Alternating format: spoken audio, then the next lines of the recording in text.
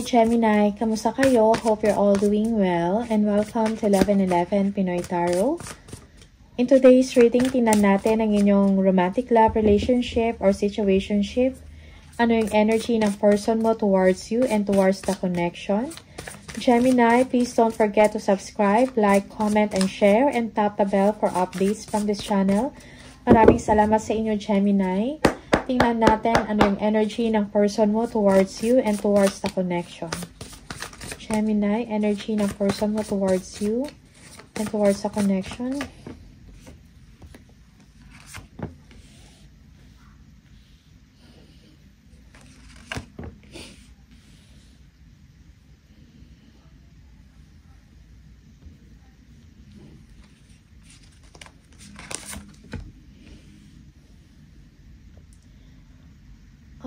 Merong physical distance dito sa inyo ng person mo. Siguro your person, Gemini, is traveling and you are waiting for him or her to return.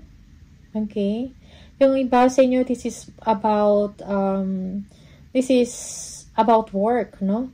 Or traveling for work, no? Yung person ninyo. Maybe ang daming responsibility and obligations ng person ninyo when it comes sa work, sa career, sa negosyo, no? Yeah. And kaya kayo magkalayo or nagkalayo. Okay? You are waiting for him or you are waiting for her to return.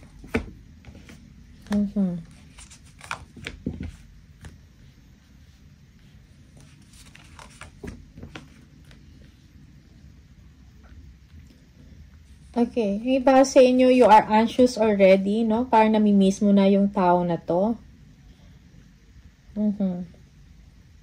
This person, Gemini, is very independent, no? Or maybe this person is acting single, no? For some of you, you feel na parang maybe there is someone else, no? That your person is entertaining. Okay.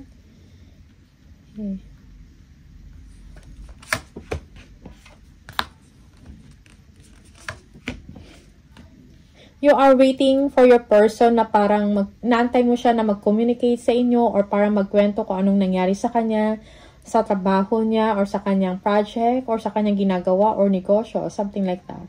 You want to have a communication with them.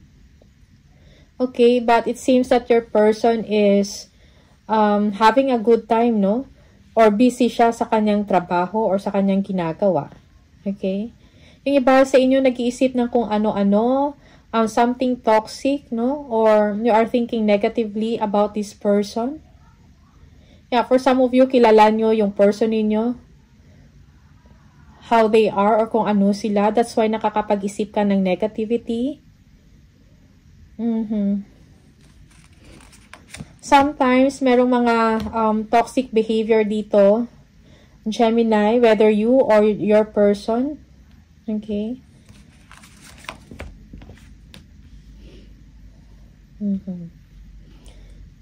Yeah.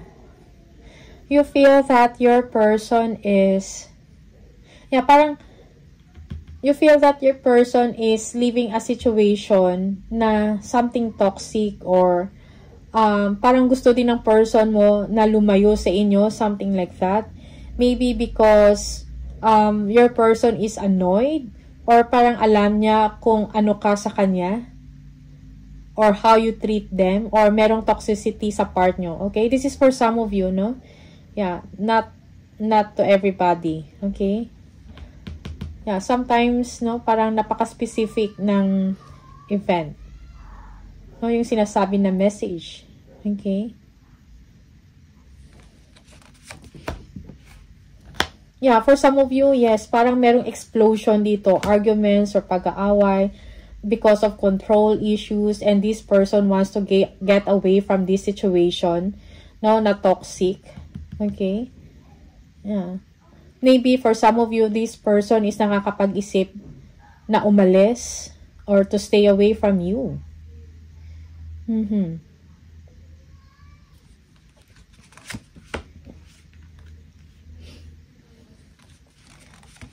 Gemini, you might be dealing with a Capricorn, Pisces, or Cancer. Libra, Aquarius, or Gemini, and Aries or Leo. Okay? Okay, merong hindi pagkakaintindihan dito. Yeah, yung iba sa inyo, this is about money or walang fairness or hindi fair yung nangyayari sa inyo, sa inyong sitwasyon, or merong arguments about money. Okay? Also about time and attention. Okay? Yeah, your person is like an achiever, no?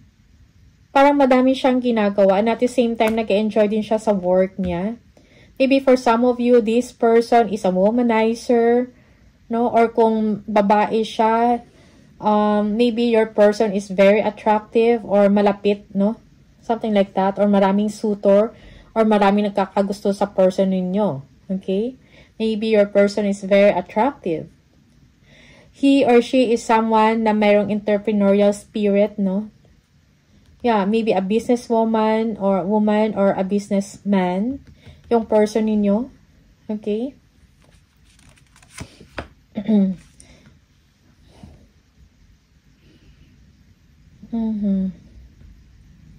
Yeah. Eh, base inyo, parang siguro nangungulit kayo ng attention, you are consistent, no? Siguro nagpa-follow up kayo sa person ninyo or gumagawa kayo ng paraan to check them, or maya-maya kayo nag-check, something like that, no? Or tinitingnan nyo kung ano yung ginagawa niya. Yeah, because you are seeking attention for some of you. You feel na parang hindi ka na binibigyan ng oras or attention ng person mo, at nakafocus na lang siya sa work. Yeah, for some of you, merong paranoia or paranoid ka because you know your person well. Parang nawawalan ka ng trust sa person mo. Ten of Pentacles. Okay? Yung iba sa inyo, meron kayong mga anak or you have a family with this person. Okay? You are a family unit, no?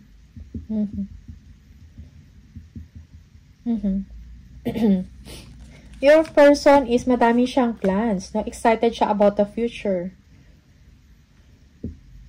Also, for some of you, maybe this person is thinking about his or her future. Parang nakafocus siya sa career niya or sa mga next na mga gagawin niya. Okay, and parang nawawala na siya ng atensyon at ng oras sa inyo or sa family. Okay.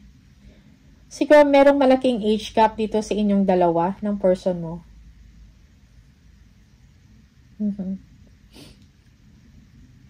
For some of you, this person wants to be a protector, a provider, okay, para sa inyo.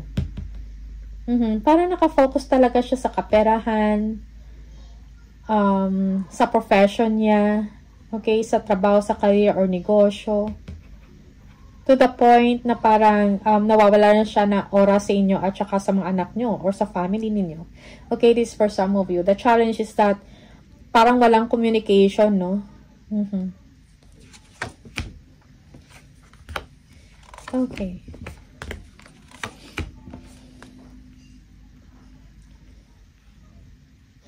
Okay. For some of you, Gemini, you are dealing with a Libra, a Leo. Okay. You feel that your person, parang meron siyang tinatago or meron siyang nililihim. Merong deception dito at play na hindi mo alam. You feel that your person is being wise when it comes sa money. But mahal mo yung tao na to or this person loves you. No? Yeah, meron kayong anak or pamilya. Okay?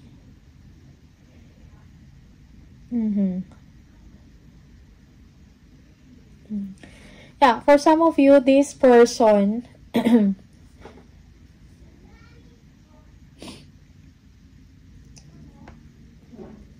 yeah, parang nag-iisip siya ng mga solusyon, no? Or ng mga plans about sa future. No? Kung meron man siya mga plans, para sa inyong progress, sa stability ng inyong pamilya, money-wise, no? Or kung meron kayong negosyo.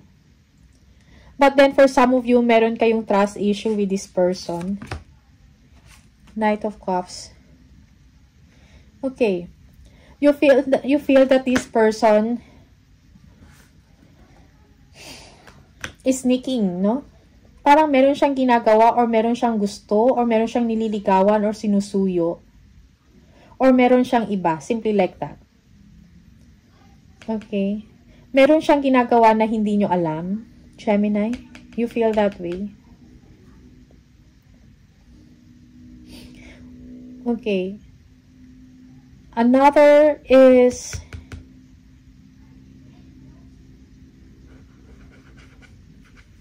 there is someone involved here. Another person. Okay. Younger. Someone younger. No?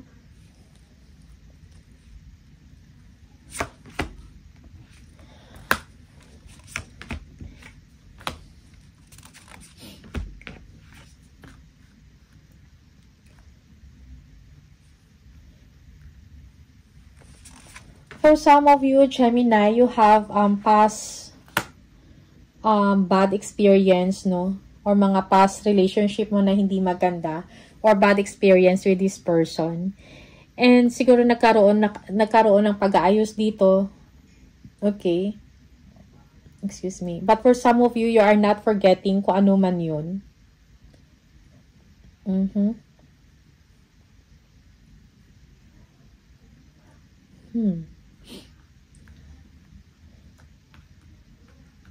Yeah, communication, work-life balance is important, no, in this relationship. You don't want to be left out in the cold. You don't want to be alone. Okay? Yeah, parang walang cooperation and coordination dito sa inyong dalawa. You feel that your person is happy without you.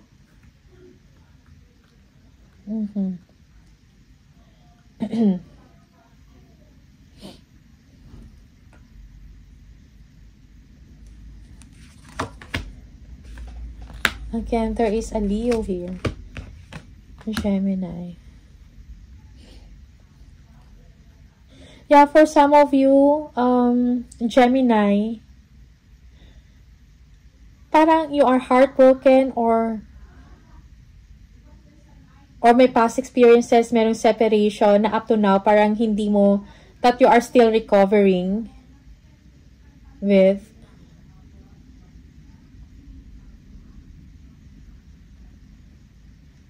And you are gaining your strength. Parang meron kayong inaayos mo na para sa sarili mo. You are waiting for things to settle bago ka gumawa ng aksyon. No? To see this person. No? This is another story. This is for some of you. Okay?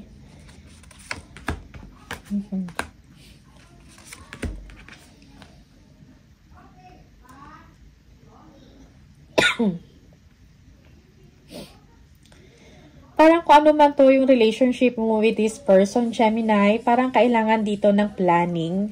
Okay? Parang you love the company of this person. Parang nagmamatch kayong dalawa. Okay? You have fun together. And then parang nagkaroon ng separation. Kung hindi man physical, emotionally, no? Parang nagkaroon ng emotional distance. And now you are missing this person. You want to be with them. Or this person is missing you. Yeah. This person is also waiting for you. Ano yung plano mo sa kanila. Or kung kailan, kung meron, meet up. Pagsasama-sama. Okay? Yeah. This person is patiently waiting for you to take action.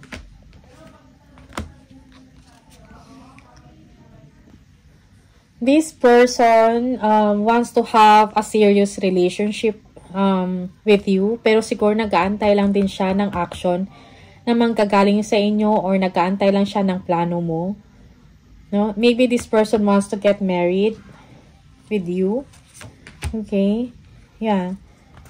Gusto ka makasama ng tao na to, Gemini. Just take what resonates for you, no? Parang ang daming energy na pumapasok, madaming messages. Okay, just take what resonates for you.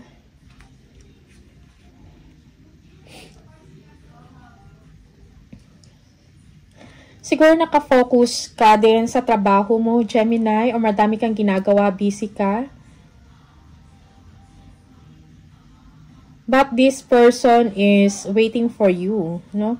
Parang gusto niya isingit mo siya sa oras mo or sa schedule mo dahil gusto kanya makasama. Okay? Yeah, merong hindi pag-uusap dito or walang expression of feelings. Yeah. But the thing is, this person wants to meet you. Parang gusto niya siguro mag-travel kayo or gusto niya meron kayong magawa, something like that. Maybe bonding. Or to have a special moment with you, Gemini. Okay? Tingnan natin, how do you feel about this person?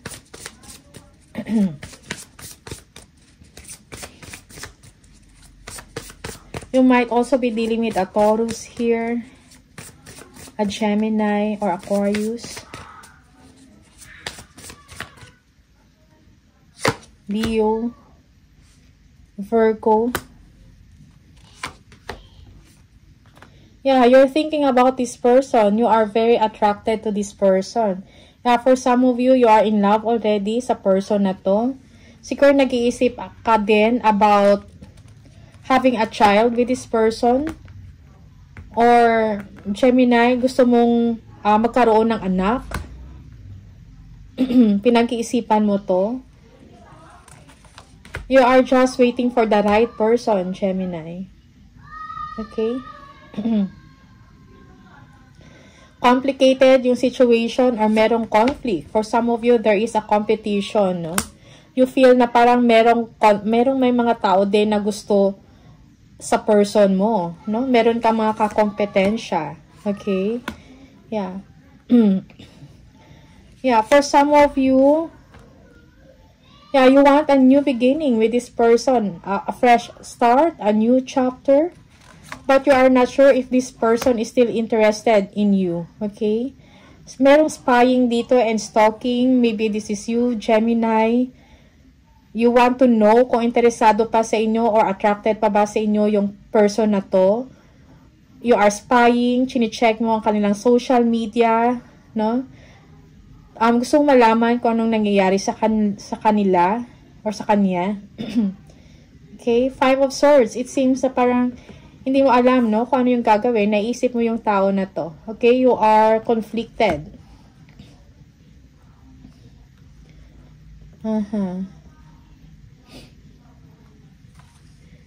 Okay. Yeah, for some of you, you are waiting for this person to communicate to you. Siguro meron din mga agreements na disagreements na nangyari sa inyo. Okay. For some of you, you are thinking things through about this person or anong magiging sitwasyon ninyong dalawa. Okay. Or kung ano yung kainatnan ng inyong connection or ng inyong relationship. Okay? Merong conflict dito. Merong arguments or pag-aaway. For some of you, you're not sure, no? Kung ano yung intensyon ng tao na to sa inyo, Gemini. Okay? For some of you, you are keeping your energy parang gusto mong tumawag, kumontak, magkipagkita, but you are holding yourself. You are holding up yourself, okay? Yeah.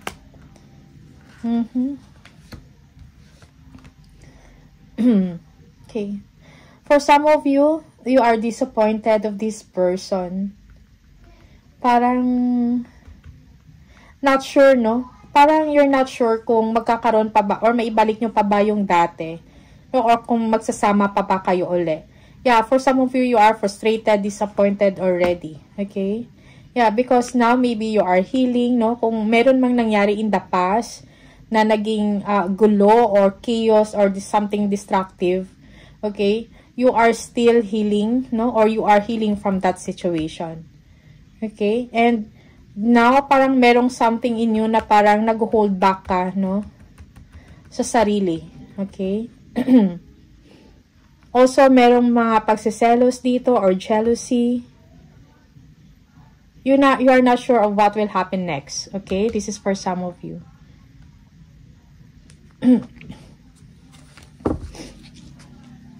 Well, mahal mo yung tao na to, may feelings ka sa kanya, pero parang hindi mo ma-express, no? Hindi mo masasabi ng derechahan sa tao na to. Gemini. Okay? Yeah, for some of you, there is a problem, no? Merong third party dito. Yeah. You may... Yung iba sa inyo, you want to meet this person, but then it is complicated because of a third party. Maybe Gemini, you have a family already, or this person has a family or a partner. That's why you are holding back. No? You are holding back na makipagkita sa taong ito or mag-communicate sa taong ito. Tingnan natin kung anong iniisip ng person mo towards you. Ano iniisip ng person mo? Okay. I wish I could be a different person. Okay. Maybe your person is wishing na maybe available siya or alam mo yun, yung parang hindi complicated yung sitwasyon. Tingnan natin. One more. Why do I feel this way? Okay. Tingnan natin. Why do I deserve someone like you? Siguro, your person is meron siyang inferiority complex or meron siyang, ano tawag dito? Excuse me. Insecurities, no? Yeah, feeling niya, hindi kanya deserve. You feel this, or kumbaga, you deserve someone better, no? So, merong inferiority complex dito yung person na to or insecurities. Alright? And maybe this person is just waiting for you to communicate with them, no? Iparamdam na na mahal mo siya at gusto mo pa siya. Something like that, okay? Or vice versa. Right? Just take what resonates for you or minsan reverse yung role or baliktad. Okay, so Gemini, these are the messages for you. Maraming salamat and see you on the next video. Bye!